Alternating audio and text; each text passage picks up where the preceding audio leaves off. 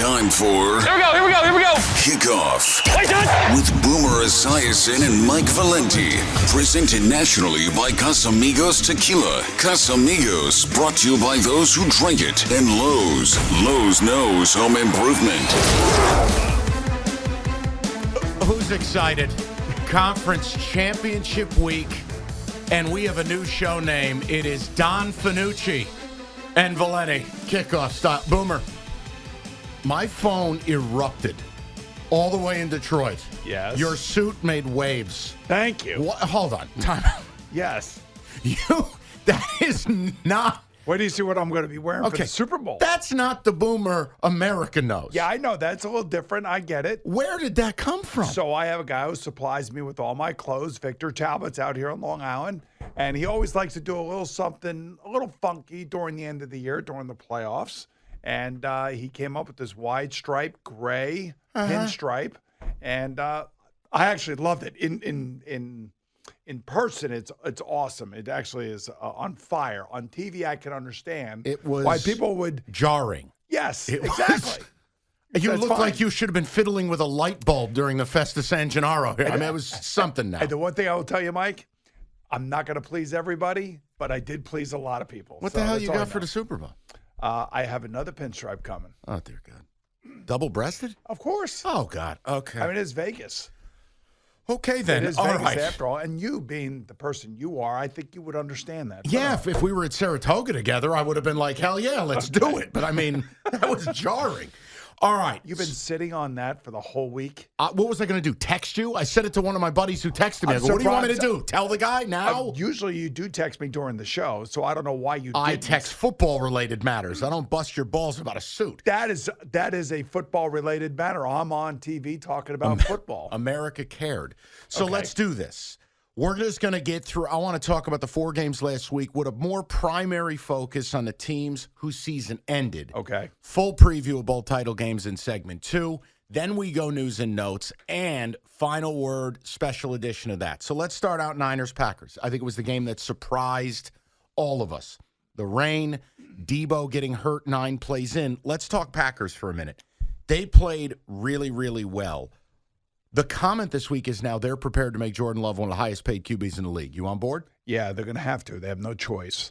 And, he's been sitting there for 3 years. And, with 10 weeks to go in the season, Brian Gutekunst was asked, do you have your quarterback of the future? And he answered by saying these next 10 weeks are going to tell us a lot. And those 10 weeks told them a lot. Told them that Jordan Love was good enough to take I guess you would say an understudy of wide receivers that you've never heard of, right, and take them all the way to where they went to in the divisional round. I do think that they will have to pay him. They have no choice but to pay him. He is their future, and I think he proved enough in the playoffs that he can be a significant player moving forward. The problem with him in this particular game is that he did kind of lose it in the second half, and that was the Jordan Love that we saw. Yeah. Prior to that 10-week, the first couple of weeks of the season where he was taking chances and doing a lot of stupid things. But I thought the first half he was pretty solid. He was. Look, here's the thing. I don't want to get crushed for saying it.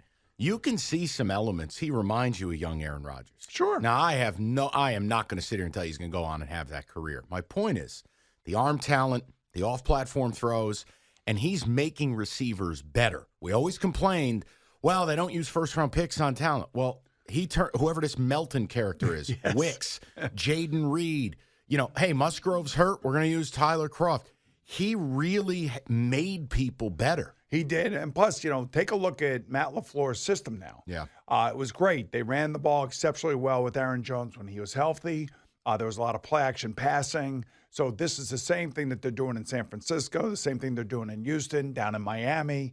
This is that whole Shanahan system. It's copycat league. Right, but it all emanates from Mike Shanahan back in the days in Denver. So I would just tell you this, that NFC North. Going to be the best division in football next year. Right, given what the Detroit Lions have in terms of young players, given what the Green Bay Packers have in terms of young players, and what Ryan Poles is in the middle of building right now for the Bears and drafting Caleb Williams, this is going to be one hell of a division moving forward. Quick note, I'm thrilled.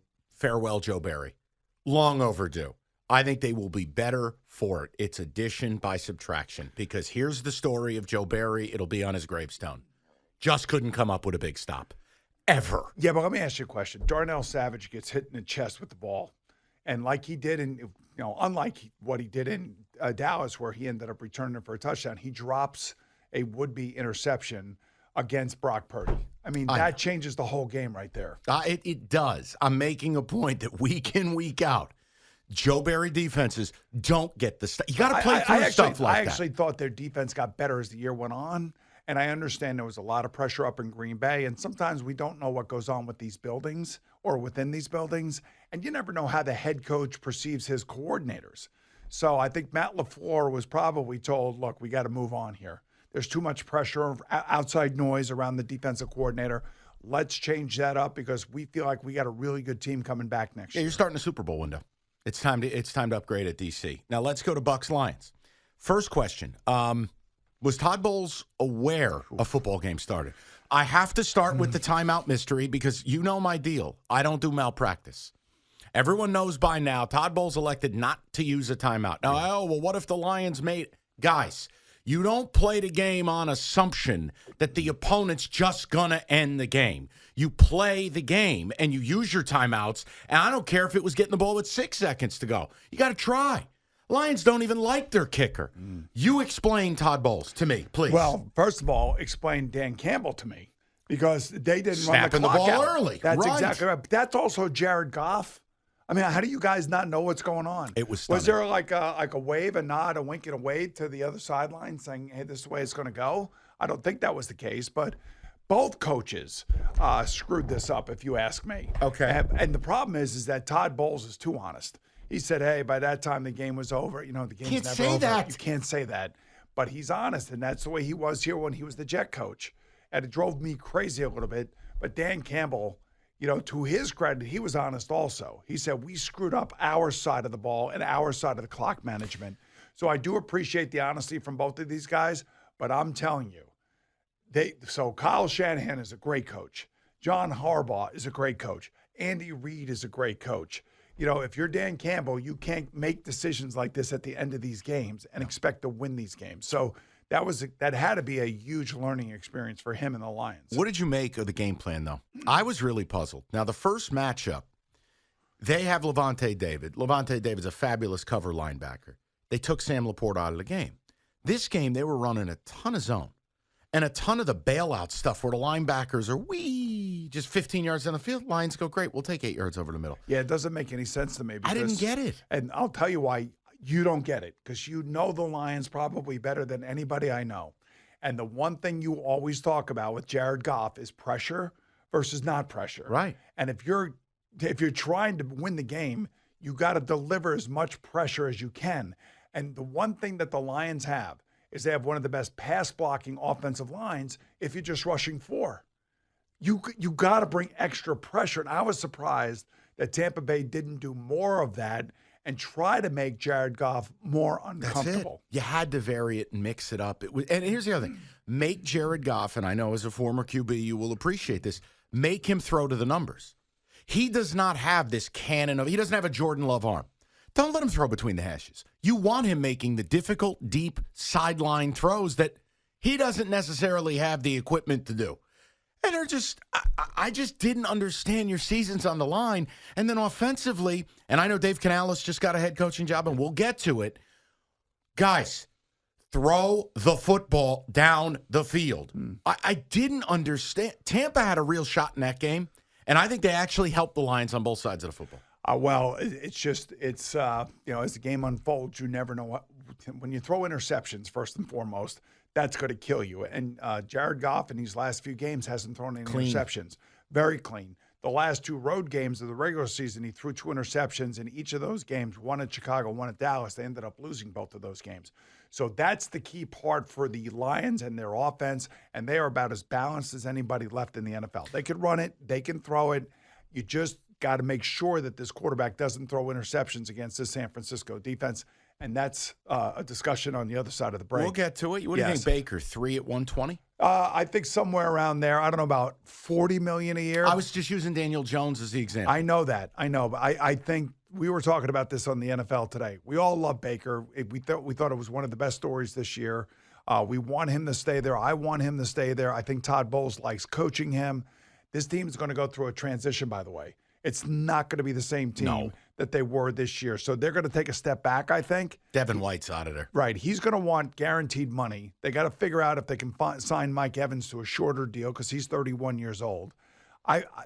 3-1-20, yes, and let's say $65 million guaranteed. Yeah. Let's go Texans-Ravens, and this will be quicker because I think these are all just established, easy things. The Ravens are, to me, the best team in football. If not, they're 1A with the Niners. Stroud has totally changed the trajectory of the franchise. So let me just ask a simple question.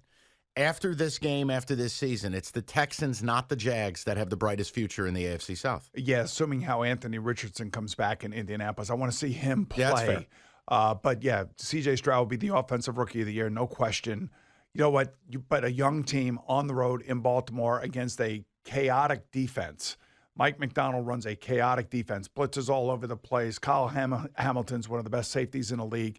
And I would just say that all the pre-snap penalties Killed them. And that's what you did not see from the Chiefs at the Bills. There were no pre-snap penalties, nobody jumping offside. They all handled it because the quarterback handled it. I actually thought C.J. Stroud played reasonably well. I thought he was fine. And he didn't turn the ball over. No, he was fine. Nice. That's an impossible spot. So what's the one move they got to make? Yeah, if you have a shopping list, you're running the Texans. Defense. I'm thinking defense for them. Another edge rusher to go along with Will Anderson. Look, they hit the mother load last year in the draft. Yeah. They got their starting quarterback for the next 15 years, and they got an edge rusher that if you add another edge rusher there, maybe another corner to go along with their other young corners, Stingley.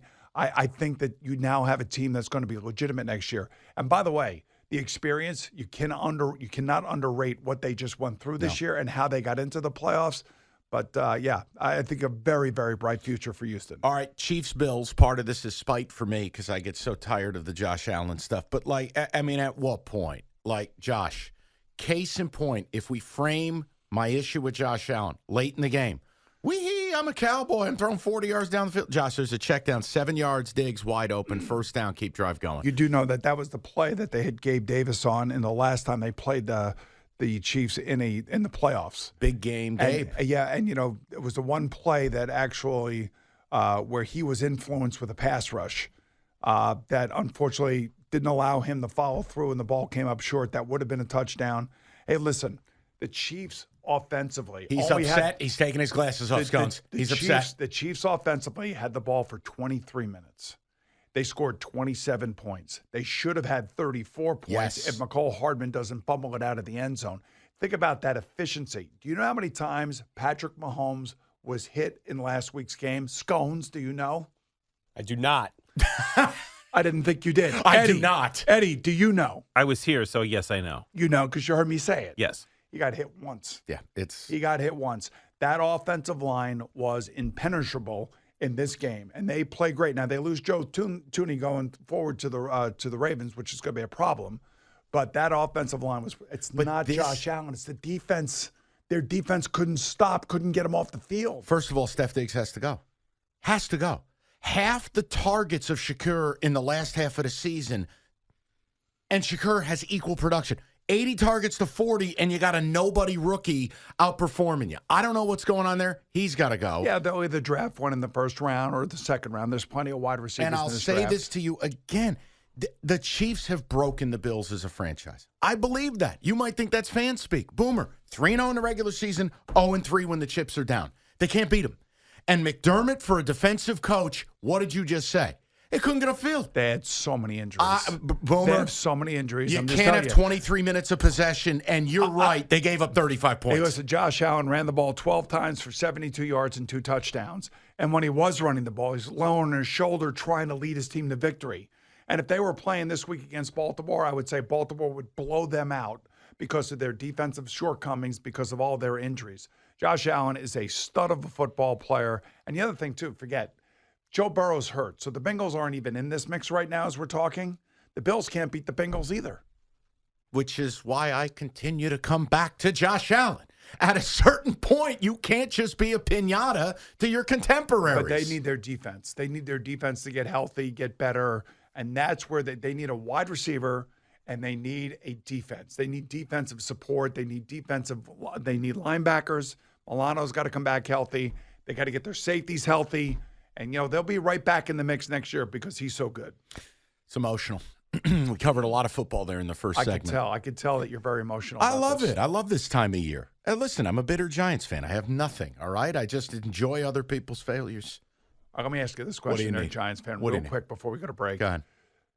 Belichick doesn't get a job. He sits out. Yeah.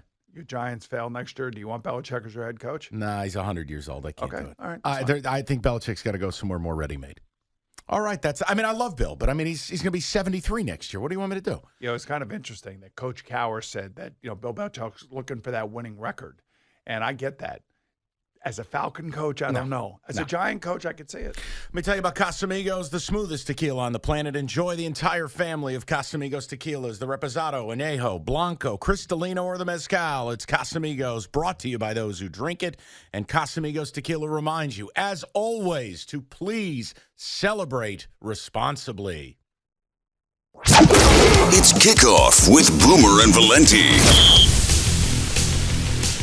All right, second segment. There is no best of the best. They're both best of the best. It's championship weekend. So let's get started in the early window. Numbers as we sit here and do the show. The Ravens 3.5-point favorites over the Chiefs. Over-unders 44.5. My takeaway, my theme of the game, Boomer, it's a legacy game. And what I mean is this.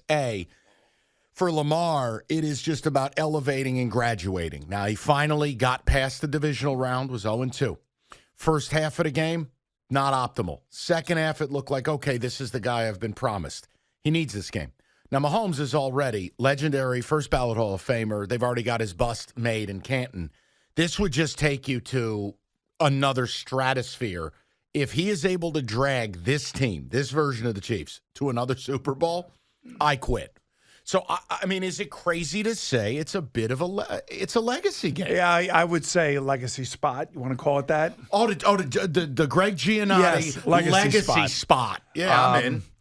I would agree with you. Lamar's most likely going to win his second MVP. He's been great. The difference between him this year than in previous years, he's more of a leader. And we found that out at halftime when he went on a tirade in the locker room, supposedly. I saw him on the field yelling at his left tackle to get his ass out of the way when I'm coming around the corner with the ball in my hand. And you could see that he knows exactly what this all means. And he's heard all the negativity about his statistics in previous playoff runs and everything else. Here's the one thing I will tell you. Watching their game last week, that's the same Lamar that I have seen since he got into the league. The one thing that he is really aware of now is not turning the ball over. I don't think he's very happy about the way that their passing game unfolded last week, and that's why he ended up running for 100 yards. So that's the same player we have seen for the last 5 years. So you bring it up, and it's interesting because, look, the Ravens' ground game versus a porous Chiefs front seven against the run. But the ground game is what? The ground game's the quarterback. It is, but when the quarterback – see, here's the thing. All right, so here's an interesting stat. I wanted to bring this to you. The Chiefs have allowed 26 rushing touchdowns to quarterbacks since 2019, obviously most in the league. Lamar tapped into the ground game last week knowing I have to ignite the offense. But, Boomer, they can hand the football off against this Chiefs defense. They can run the football here. And with Lamar as the additive, isn't that really what this whole thing comes down to? I think Steve Spagnuolo will be all about red zone defense. Let him kick field goals. Just don't let him score touchdowns. Try to frustrate Lamar. Try to get at him early in this game. The more frustrated he becomes, the more likely he is to make a mistake. I don't care. All the pressure, as you said, is on Lamar, legacy game, yes. All of this other stuff. It's on Lamar in this game. It's at home. It's going to be in front of a boisterous crowd. And by the way, this is Patrick Mahomes on the other side. So if you want to talk about a quarterback that is going to be accepting of a challenge and wants to play the villain role, this is his opportunity to go in there and show everybody truly how great he is. And you just said it. If he's able to drag this team back to the Super Bowl, it's unbelievable. It's off the charts. And I can't, all I know is this. They're going to get Mark Andrews back for Baltimore. Does it upset the flow of what's going on there? Because Isaiah Likely's been good. He's been great. He's been really good. And I also will say the back end of the Chiefs defense is really good. Their cover guys are great. They've rebuilt this defense in the last 2 years. By the way, Baltimore has forced 31 turnovers during the regular season, number 1 in the league. The Chiefs only 17 forced turnovers, yet they're still the number 2 defense in the league. So it's interesting. So you bring up one thing that is, it's this idea of when you play Mahomes, like the Ravens' strength is the havoc and the sacks and really the exotic blitzes and, hey, we're mugging the line of scrimmage, except none of those guys are coming, but the corner who's out of your frame is. You don't get to do that against Pat Mahomes. No, you don't. It's actually illegal in the lower 48 to blitz him. Boomer, you can't. Yeah, I know. Mahomes is I've never seen a quarterback in my life, and I'm 43. I've never seen anything like this, Cat, where he gets better, and not just better, he gets all-time good when you blitz him. So if the Ravens can't do what they like to do, can they still generate the havoc needed? Yeah, I think Mike McDonald's a hell of a defensive coordinator. He fits in perfectly with the Ravens, the mystique, the history, the culture there, under John Harbaugh and under Ozzie Newsome, and now with Eric DaCosta, the GM. I mean, the owner is one of the best owners in football. You never even hear about Steve Bisciotti. Nope. And this guy, McDonald, fits right in there. This is why I think he's probably going to get one of these head jobs here that's still open. That's why we haven't heard much about him. But this is a huge game for him. If he can stop Patrick Mahomes with his defense and with his fire zones and all the different things that they do. And the one thing I will say, last week I saw in the game against Houston, like there was a guy hurt, okay? I forget who it was. I think it was a Houston Texan that was hurt. And they were tending to him. It was like 3rd and 3 or something. They come back, and all of a sudden McDonald's got his team flying up the field going after C.J. Stroud and forcing a quick throw and a 3-and-out. I'm like, he knows, like he has a sense of when to call a certain defense. And I would think in this game, you do not want to be blitzing Patrick Mahomes. No. You want to be making sure that Travis Kelce's not killing you and Rashee Rice has got one guy over the top because he's the speed guy. Let the other guys beat you. You got to take away the other team's best player. And to me, the best player on the field, especially if it's going to be raining, as they say it is going to be Isaiah Pacheco. So, all right, let's go to the Chiefs because this is where I lean on you with it. I think the injury to Joe Thuney really hurts. Yep. Ravens, it's about 1,000 pounds of human beings with their 2 D tackles. I think that's a distinct problem for the Chiefs who do want to hand it off. They do want to be physical. How do the Chiefs generate offense here? It's going to be Isaiah Pacheco. That's where it starts. And then it will be up to Andy Reid to devise all the different looks that he gives you. You want to try to confuse this defense. Nobody does that better than Andy Reid, Mike McDaniels, Kyle Shanahan, Matt LaFleur. They all run the same type of offense. And I just think that Andy will always have something special to try to confuse an opposing defense. Kyle Hamilton's a great player. Don't get me wrong. He's an all-pro player. 2 years from now, he'll be the best safety in football, bar none. That's how good he is. Yeah. I don't know if he's ready yet to start duping a guy like Patrick Mahomes in this game. He's not ready to go Ed Reed. No, we're not quite there No, we're yet. not there yet. Just one note for Chiefs fans, something interesting, maybe hope, I don't know. Lamar 31-11 at home straight up. He's a dominator. When they face teams with an elite defense like the Chiefs, who average about 17 points a game, career at home, 6-6. Okay, so here's the just other something thing. fun. He'll give you another something fun. Okay, Don Finucci, stat of the day. Right, so Patrick Mahomes has played 50 road games. He's 39-11 in those games. All right, good talk. Let's go. Oh, by the way, who are you taking? I am going to take the Chiefs with the points. I knew it. I think the Ravens are going to win, but I think I'm taking the Chiefs with the points, much like I did with the Rams versus the Lions. We were agreed on that one. Yes. I'm gonna go Ravens and under, by the way. I like under 44.5 here. I think this is a lower scoring, head cracking game. I just don't see either of these offenses flying. So I'll go Ravens and under. I'm going to say I'm going to say Chiefs and over. Wow. Okay, we are total opposites. That's all right. This way it should be. I like it. Niners. You're just disgusted that I got to wear the pinstripe and you didn't. Well, I'm not on TV. What do you want from me? Give me an invite and I'll show up and I'll dazzle. Okay. Niners laying 7. Hosting the Detroit Football Lions, your total, if you're interested, is 51.5. I start with the Niners. It all begins and ends. The value of Deebo Samuel. I bet you he plays. He was going through some of the practices this week. I think he's going to play. And I think that in Kyle Shanahan's mind, if he's on the field, He's a distraction. He is. He's somebody that you have to pay attention to. Even though you don't have to give him the ball early in the game, you may even say to him in the game, hey, look, we're not going to get you really involved until the fourth quarter, but we want you out there.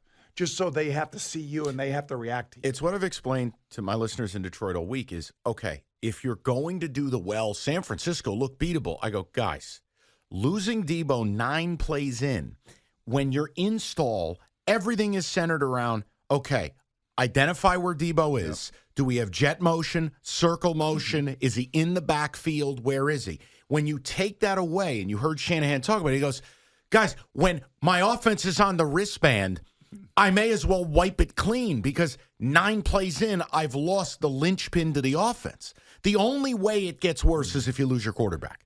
So I don't want to read too much into it. Do you know what Debo's value is on a play-in, play-out basis, yards per play? I would say somewhere about the difference between when he's on the field from when he's not on the field.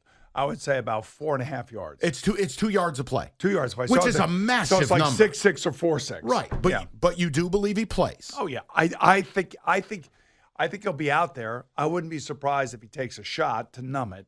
But I also would think that maybe Kyle Shanahan will use him as a decoy. Pace him. Yeah, don't throw him out there and say, hey, let's see if you can take a hit on the first shot of the game. Right. You know what I mean? So Purdy, you're a big Purdy guy. Yep. And again, admittedly, I think Purdy and Goff are way closer to each other than both sides want to admit. It's a little bit of the Spider-Man meme. They're good quarterbacks, but they are highly insulated with elite coordinators. I don't think any of that's and slander. elite players around them. That's what I mean by insulated. Like you have so solid much help. offensive line, really good wide receivers, tremendous running game. So do you believe Purdy looked the way he looked because Debo wasn't? I don't. I think he was trouble with the weather. I think he was a little bit nervous early on in that game, but when the game mattered, and the game mattered obviously in the fourth quarter, it was late in the game. You can't even imagine, the intensity, the anxiety that comes along with that. And I thought he played his best football late in that game. And I also say the touchdown pass that he threw to George Kittle was beautiful. Like he didn't panic running out of the pocket, just kind of floated to his right a little bit and just threw an absolute dime to George Kittle. So that's the kid that was the MVP for most of the year until Lamar and the Ravens went out there and knocked them around. So here's your issue. Is the Niners front seven going to show up this week? Because I will tell you, if you had trouble stopping Green Bay on the ground, wait till you see when the Lions load the wagon and show up to town. Yeah. Who I didn't like, and I don't like what I'm seeing is the defense coordinator, Steve Wilkes, for the 49ers. This team just doesn't look like it has the energy that it had under DeMeco Ryans, that it had under Rob Saleh. Like those guys were flying around. And when you have, Drake Greenlaw had 2 interceptions last week. Good for him. Yeah. But those guys, I thought that they would be able to stop the run against Green Bay. They can't set an edge, Boomer. But I was shocked that both Nick Bosa and Chase Young were clueless when their wide receiver was blocking down on them. I'm like, how do you not know that the guy's standing there? And the Lions run concepts where they're going to run head games. And I know one that got a lot of the pub this week was the fake kick out. And all of a sudden, Sewell is flying across the formation. There's no one there because the DN was duped inside. Look, this is the Lions' pathway to victory. I asked my buddy Frank Reich, who runs the best offense in the NFL right now when it comes to calling plays and concepts. Without hesitation, he told me Ben Johnson in Detroit. The head coach of the Commanders. Yes, I believe that. 100%. You and I have been on the same page for weeks. Yeah. So he's elite. He's fabulous. And he's got great players. That helps. So this is what I'm going to do. I'm going to take the Detroit Lions and the points. Now, do we have them at 7.5 or 7? It depends where you're going based on. What do you mean where I'm going? I'm going to Baltimore. No. It depends where you shop and where you play. Most books, it's still 7 as we sit here now. I only play at FanDuel. It's 7. All right, so I'll take Detroit in the 7. Okay, let me ask you this question before I give the pick. The over, I'm in. Mark me down for the over. Okay. Here's my question. All right, Jonah Jackson's not going to play for the Lions. Jonah Jackson allowed 0 pressures last week. After he got hurt, his replacement, whatever his name is, Pete Ashoka, or I don't know who the hell the guy is, 7 pressures and 18 snaps. Now, obviously, Ragnow, he's a warrior. Bad leg. Ragnow will help there. This is just going to come down to, can the Niners front 4 produce pressure that they couldn't produce last week? Because if they don't pressure Goff and we know you can run the ball on the Niners. Boomer, you got to help me understand here how the Lions don't put up points. I think they will. Okay. But that's why I'm taking the Lions and the points. But I think San Francisco wins the game. Number looks too big. I'm terrified. I have no handle on this game. I think the Lions could win it or get blown out. I'm too close to it. Give me the Niners in the 7th. Leave me alone. Listen, Boomer, I think the Niners either win something like 34-17 or they lose the game outright. There you go. That's how you feel about this? That's how I feel about this. The Lions are either going to go to town and steal the groceries or get their doors blown off. There you go. Tell them about Casamigos. I'm distressed. All right, here we go, guys. So what goes great with football? We all know it's Casamigos tequila. Hey, Casamigos brought to you by those who drink it and love it, by the way. Make sure you have plenty on hand for the conference championship games this weekend, whether it be Añejo, Blanco, Reposado, Cristalino, or Mezcal. It's Casamigos tequila. It is so, so smooth. And we want to remind all of our friends out there to please celebrate responsibly. It's Kickoff with Boomer and Valenti. All right, so now we do some news and notes. We got coaching hirings, we got staffing, we got some player news. Let's start it out. News broke late in the week. Jim Harbaugh back in the NFL.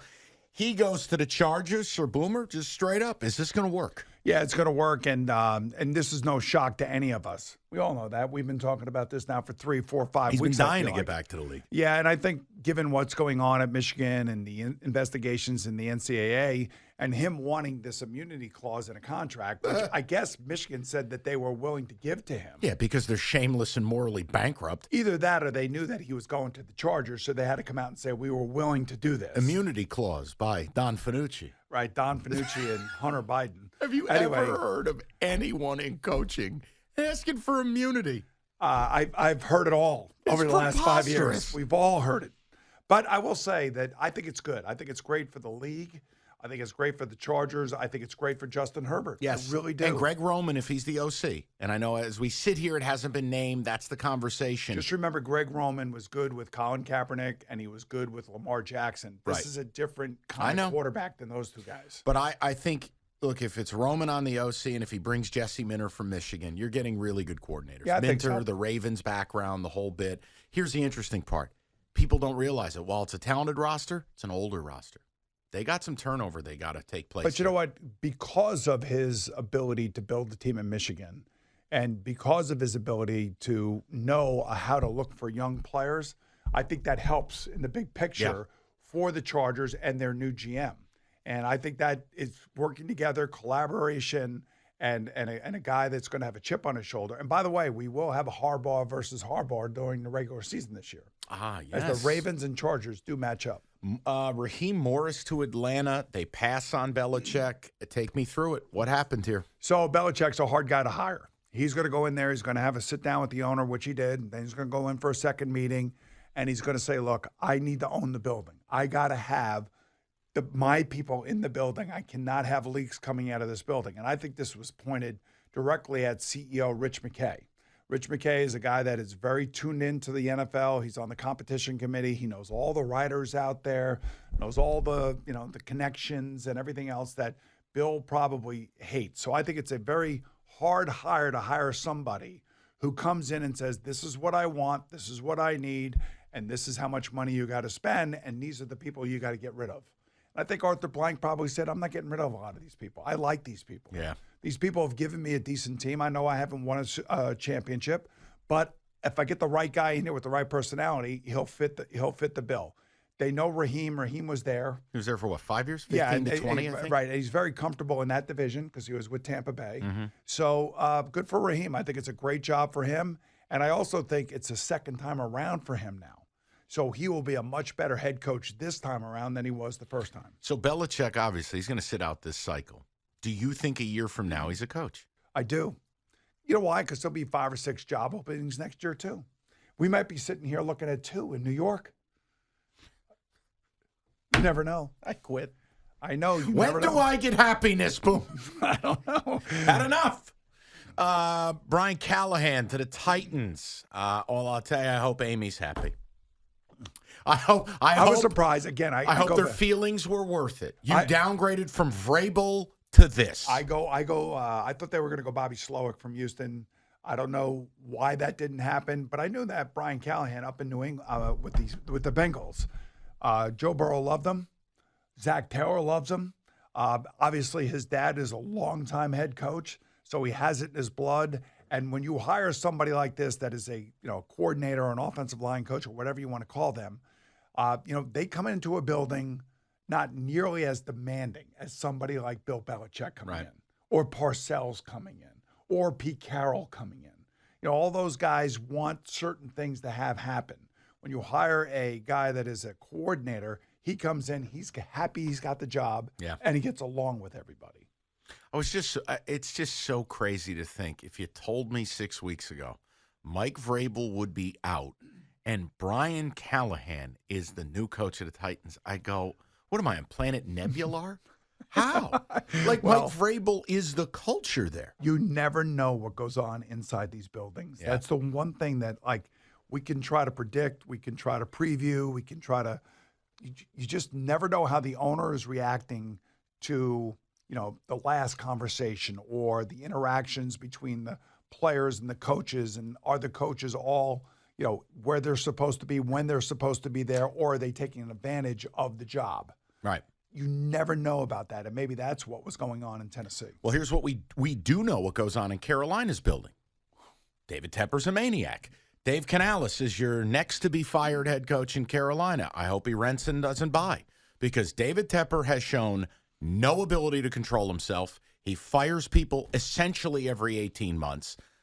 And again, Canales, we talked about this. If you had a lot of other job prospects, you're not taking the Carolina job. Canales, a first-time coordinator, 1 year, now you're getting the job. Why? I don't think anybody with a real resume, no disrespect, would take this job. I kind of agree with you. We thought it was going to be an offensive coordinator because of Bryce Young, so they went out and got a young offensive coordinator.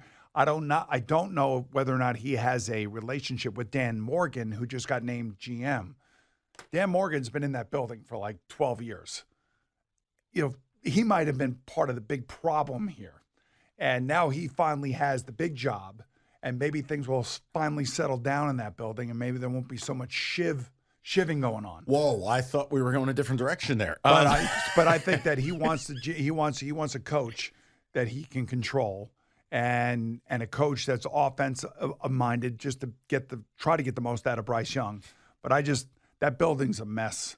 It's has been. So maybe now that the guy who really wanted the job the last time it was open, now he's got it. So maybe things will calm down now. Commanders, Ben Johnson, home run. We both believe. We've believed for weeks. They've got the wideouts. They're going to draft the QB of the future. I think Ben Johnson, just watching his work in Detroit, I love him. I think he's brilliant. I think that's a great move for the Commanders and Josh Harris. I can't wait to see is what Adam Peters decides, the new GM, what he decides when it comes to a quarterback, because they're going to have the second overall pick. So Caleb Williams is off the board, and it's going to come down to Drake May or Jaden Daniels. I still think it's Drake May. We'll see. I like Jaden Daniels, but you're talking with Drake May, 6'4", 225, prototypical, wheels to move. I just did not have a supporting cast at UNC this last year. But, no, you're right. You get to hand-select your guy. Yep. There's already some infrastructure. I'm telling you, Ben Johnson's awesome. All right. And so here's the thing about Jaden Daniels. He is striking. When you see him personally, I think he's a little bit too thin. He's got to put on some weight. But he is big. He is fast. Yeah. And he is elusive as hell. I got to see him live this year. I went down to Baton Rouge for a game, and what you say is true. Striking how thin he is. Yes. But he glides. It all looks easy for him. And it's one of those things where you watch it live and you're like, wow, this dude's on a different planet. He's an explosive player that has to put on about 15 pounds. Minimum. Yes. Seattle, who? Totally silent job. Still feel like Dan Quinn is probably the leader in the clubhouse, and if it's not him, it's going to be one of these coordinators on one of these four teams that's playing today. It could be McDonald. It really could be McDonald. I mean, could be Todd Monken. Look what he did. No. Look what he did with Lamar Jackson in this offense. Okay, I don't think it will be Steve Spagnuolo. I don't think he's going anywhere. No. I don't think Matt Nagy's going anywhere. No, I don't think Aaron Glenn. I don't. I don't think Aaron Glenn either. Ben Johnson to the Commanders. I don't see Steve Wilkes going to Seattle. Please no. We've already experienced that once. I'm sure that Kyle Shanahan and those guys are hoping that's the case, though. Let's go to the final word. Kickoff with Boomer and Valenti, presented nationally by Casamigos Tequila. Casamigos, brought to you by those who drink it. And Lowe's. Lowe's knows home improvement. The final word. All right, Scones, we did the Boomies about a month ago. Week 14. Yeah, week 14, so about 6 weeks ago. Good Lord. So now we got to either stay with what we had or change them. You've got the awards. Let's run down the list. All right, MVP award started out. You had 5 guys: Tua, Brock, Dak, Tyreek Hill, C.J. Stroud, Christian McCaffrey. Boomer's pick at the time was Brock Purdy. Mike's pick at the time was Tyreek Hill. Yeah, it's Lamar. We were both wrong. Yeah, I think, yeah. I mean, listen, we still have 5 weeks to go. So, and Lamar won the 2 biggest games of the year against 2 guys that, he was right there up against, and the biggest one being the one out in San Francisco. Now, I will say, if they gave this award away the way it should be, which is value, C.J. Stroud would be your MVP. He took a team with a rookie head coach who was drafted number 1 and number 2 overall last year, essentially, and he got him to the playoffs, chips down road game, got in, and won a playoff game. Very good chance that the Houston Texans will do what the Jets did last year, have the offensive and defensive rookies of the year. Yes. Next. Couch Potato Award, which was for the single player with the least lack of effort on a single play. Deontay. It was Deontay Johnson unanimously for both you guys. And we won that, by the way. Yes. That award has already been sent in the mail. Right. Yes. Next, Rookie of the Year, Offensive Rookie of the Year. Boomer's pick was C.J. Stroud. Honorable mention by Mike was Sam Laporta. I stand by it. I mean, look, yeah, it is CJ Stroud. is absolutely the guy, but what Laporta did is the most impressive rookie tight end season in the history of the league. You got to go back to Mike Ditka to find a guy who showed up and did what this guy did. Yeah, there's no question about that, and he made the all-rookie team, but the point being is that the quarterback's the quarterback. Yeah, no doubt. It's a much harder position to play, and there's so many more things going on that affect you. So C.J. Stroud clearing away. I was just amazed. The league never caught up to him. All the adjustments, all the tape, and Stroud just had a counter to it. It's amazing. He did not get disrespected by getting drafted number 2 overall, but I will say he did get disrespected when they were talking about the cognitive ability test that he didn't do well on. I'll tell you one thing. He can play, man. Yeah, the cognitive abilities look fine to me on a play-to-play basis. Yes.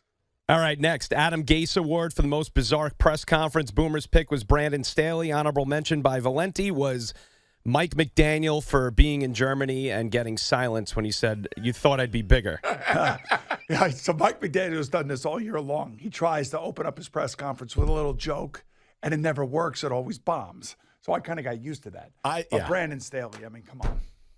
I'm calling the defense. Stop asking me about it. Go away. I mean, Nick Sirianni's had some kind of bizarre press conferences. The moment of the year is Sirianni mocking Chiefs fans leaving the field and then proceeding to go like 2-8. All right, so what do we do here? I think we stay with Staley. All right. There you go. Staley wins it. Defensive Rookie of the Year. Boomer's pick, Jalen Carter. Mike's pick was Devin Witherspoon. I think we're both wrong. I think it's going to go to Will Anderson. I'm good with it.